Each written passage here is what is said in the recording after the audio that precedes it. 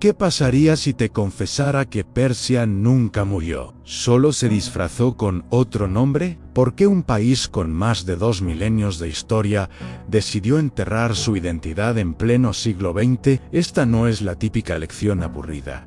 Es el relato de cómo la ambición, la religión y la necesidad de aparentar reescribieron la memoria de todo un pueblo. Imagina un imperio que dominó rutas comerciales, que hizo temblar a griegos y romanos, y que aún hoy late bajo otro nombre en los mapas.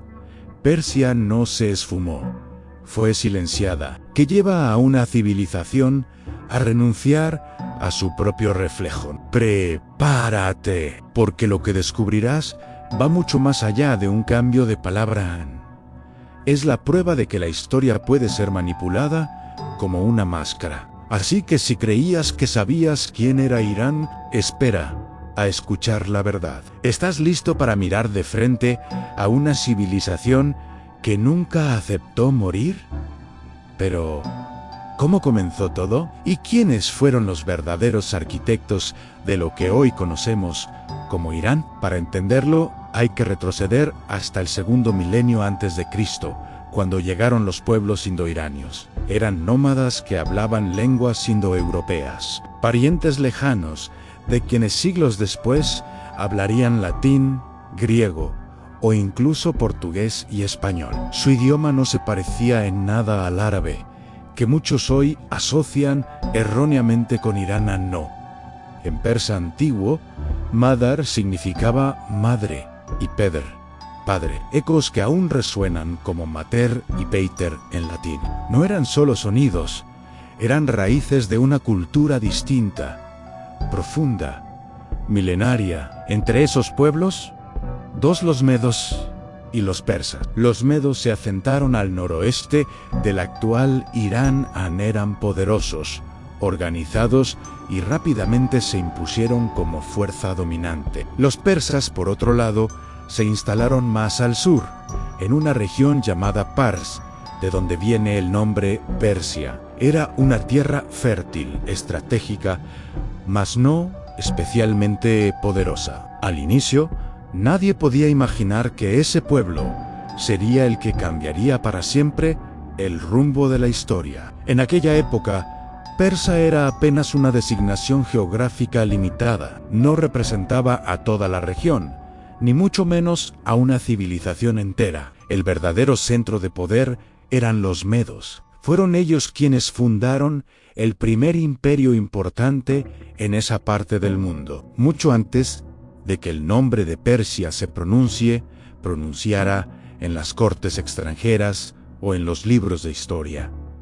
Pero las cosas estaban por cambiar, porque en medio de esas montañas y planicies nacería un hombre cuya ambición rompería con las estructuras del pasado. Un líder que vería más allá de las tribus divididas y soñaría con una unidad sin precedentes. Su nombre era Kuroshia, o como lo conocería el mundo, Ciro el Grande, y con él comenzaría la era del primer imperio que se atrevió a conquistar no solo tierras, sino corazones. Antes de que Alejandro, Napoleón o Genghis Khan soñaran con conquistar el mundo, hubo un hombre que lo hizo primero y lo hizo diferente. Mientras los imperios del Antiguo Oriente imponían su dominio con puños de hierro, destrucción y exilio, Ciro el Grande fundaba un imperio con una idea: gobernar respetando. Después de derrotar a los medos, Ciro no solo unificó pueblos, fundó el imperio aqueménida, una máquina política que en lugar de sembrar miedo,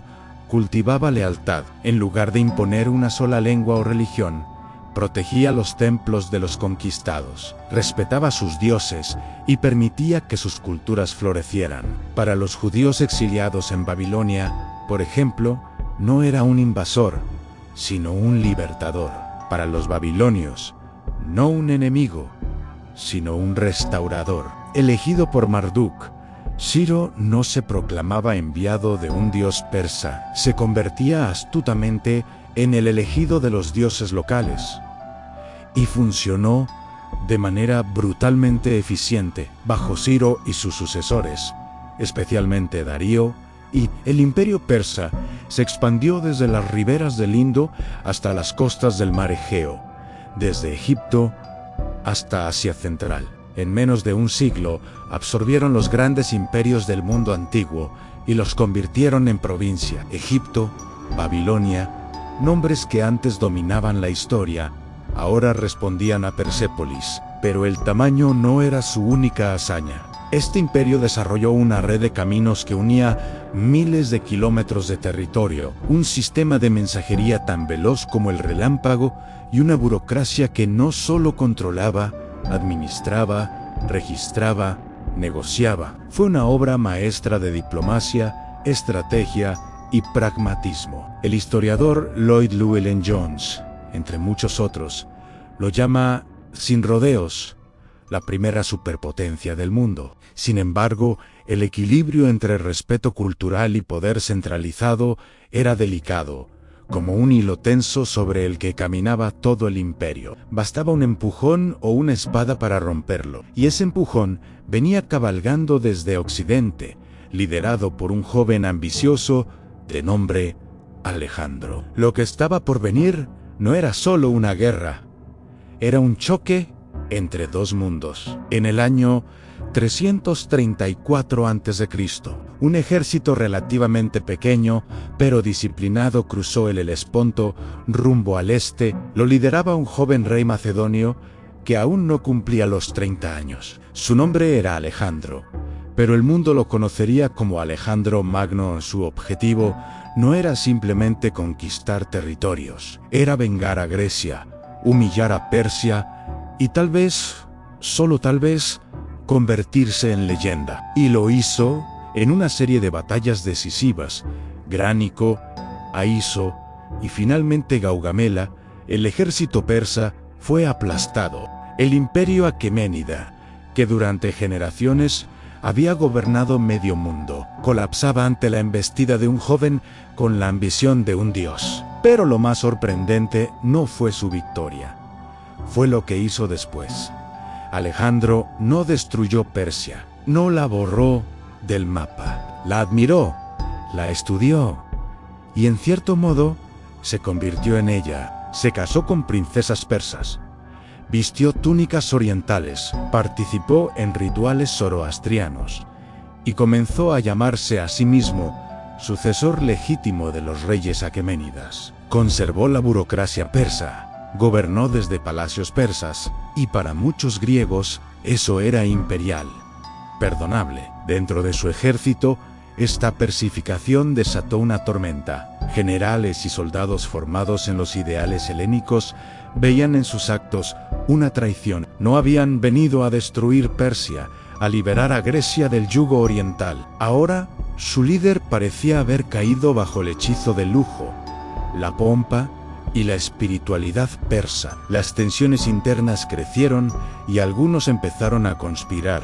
pero Alejandro tenía una visión más amplia. Comprendía que gobernar un imperio tan vasto no era solo cuestión de espadas, era cuestión de símbolos, de legitimidad, de fusión. Quería crear una civilización universal, donde Oriente y Occidente coexistieran. Tal vez soñaba con ser algo más que un rey macedonio. Tal vez quería ser eterno. Su muerte repentina en el año 323 a.C., a los 32 años, dejó ese sueño inconcluso. Sin sucesor claro, su imperio se dividió entre sus generales, los llamados diádocos, la región central del antiguo imperio persa, que cayó en manos de los seleucidas, descendientes de Seleuco, uno de sus comandantes. Pero Persia, como idea, no desapareció, solo dormía, y pronto nuevas dinastías la despertarían reclamando para sí el legado de los reyes de antaño. Cuando Alejandro murió, su imperio no tardó en fragmentarse como un espejo roto, pero en los pedazos dispersos, Persia seguía viva bajo el dominio de los seleucidas y más tarde de los partos. La antigua región persa nunca dejó de ser codiciada, y aunque los reyes cambiaban, el corazón cultural del territorio seguía latiendo con fuerza. Era cuestión de tiempo para que nuevos persas reclamaran su trono. Así surgieron los sasánidas, una dinastía nacida en la misma región donde todo había comenzado. Farsan decían ser descendientes directos de los aqueménidas y con orgullo restauraron muchas de sus tradiciones. Bajo su mando, el zoroastrismo, la antigua religión persa centrada en el dios Ahura Mazda, fue reafirmado como fe estatal. Los templos resurgieron, la cultura floreció y Persia, una vez más, volvió a ser un imperio digno de temer. Pero ningún poder es eterno. En el siglo VII, una nueva fuerza emergía desde la península arábiga. Era el Islam. Y no vino como invitado, llegó como conquistador. En cuestión de décadas, los ejércitos árabes derrotaron a los sasánidas y tomaron el control del antiguo imperio persa. Con ellos llegaron nuevas creencias, una nueva lengua y un nuevo orden político. El zoroastrismo fue desplazado poco a poco por el Islam. El árabe se impuso como lengua administrativa y religiosa, y el persa comenzó a absorber su influencia, adoptando palabras, estilos y estructuras. Pero el alma persa no desapareció. Resistió en su poesía, en sus ciencias, en su arte y hasta en su forma de adoptar lo nuevo sin renunciar del todo a lo viejo. Durante los siglos siguientes, la región pasó por manos turcas, mongolas y otras dinastías persas locales. Los buyes incluso llegaron a controlar Bagdad, el corazón del califato. Luego vinieron los selyúcidas, los mongoles de Genghis Khan, Tamerlán y los estados turcomanos que se disputaban ferozmente. Cada palmo del territorio era un tablero caótico donde el poder cambiaba de manos constantemente. Pero en ese torbellino de guerras y conquistas, algo empezó a consolidarse. Una identidad persa que, aunque ya musulmana, se diferenciaba de la árabe. Y esa distinción cobraría fuerza con una nueva dinastía que no solo restauraría la unidad política, sino que dejaría una huella religiosa imborrable. En medio del caos de pequeñas dinastías y guerras regionales, surgió una fuerza que transformaría para siempre el alma política y religiosa de la región, la dinastía safávida. No eran solo otro linaje hambriento de poder. Tenían una visión: unificar el territorio bajo un estandarte distinto, el del Islam chiita. Hasta entonces, el Islam practicado en la región era mayoritariamente sunita, como en casi todo el mundo islámico. Pero los safávidas decidieron imponer el chiismo duodecimano como religión oficial. No fue una transición suave, lo hicieron por la fuerza, con persecuciones, reformas y una profunda reestructuración social. Pero al hacerlo, plantaron la semilla de lo que distinguiría a Irán del resto del mundo islámico hasta nuestros días. La dinastía safávida no solo marcó un punto de quiebre religioso, también fue clave en el renacimiento de la identidad persa, esta vez integrada al Islam. Promovieron la arquitectura, la poesía, la filosofía, la medicina y la ciencia, pero bajo una nueva bandera, en una lengua renovada y con una cosmovisión que unía el legado imperial con la espiritualidad chiita.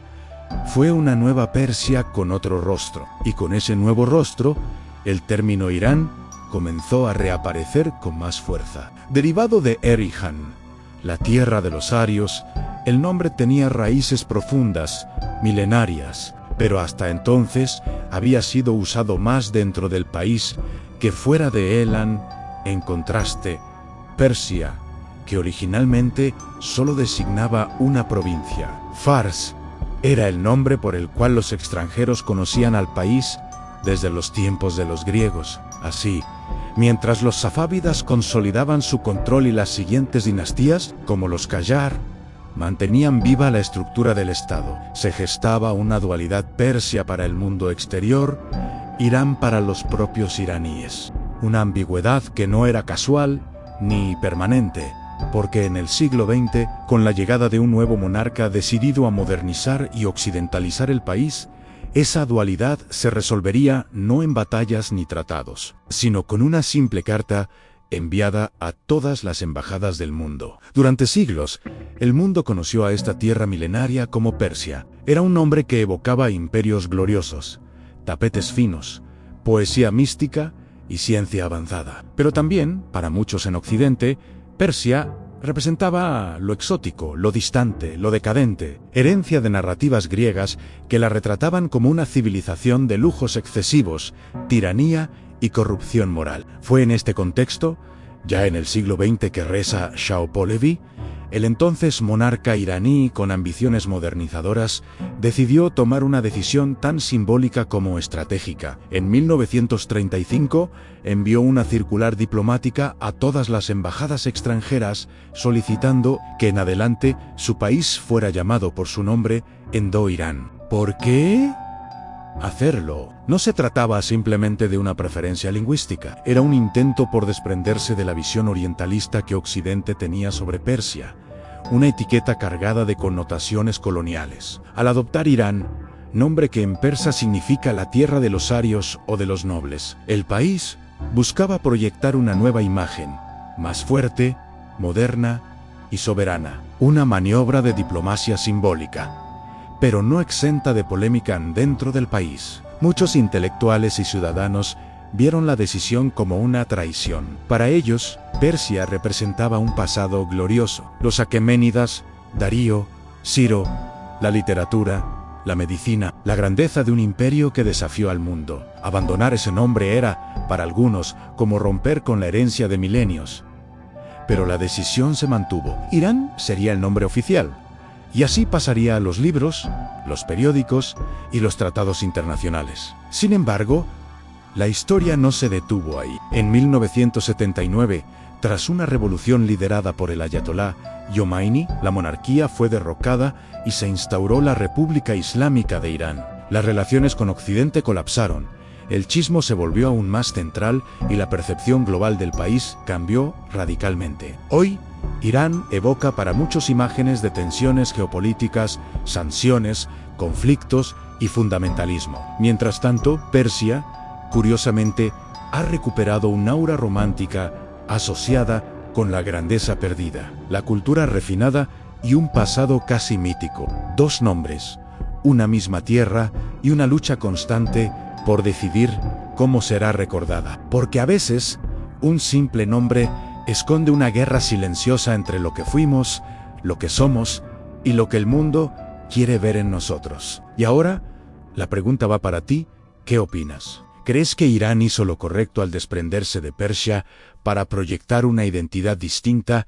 ¿O piensas que fue un error abandonar un nombre que evocaba siglos de grandeza? Detrás de este debate no solo está la historia de un país, sino la forma en que todos como sociedades decidimos contar nuestro pasado y forjar nuestro futuro. Déjame tu opinión en los comentarios, porque este es un tema que genera mucha controversia y me encantaría leer lo que piensas. Y si quieres que sigamos explorando otras civilizaciones que han cambiado de rostro, de nombre o de destino, suscríbete y activa la campanita. Aquí seguimos viajando juntos por esas historias que parecen olvidadas, pero que aún hoy moldean el mundo en el que vivimos.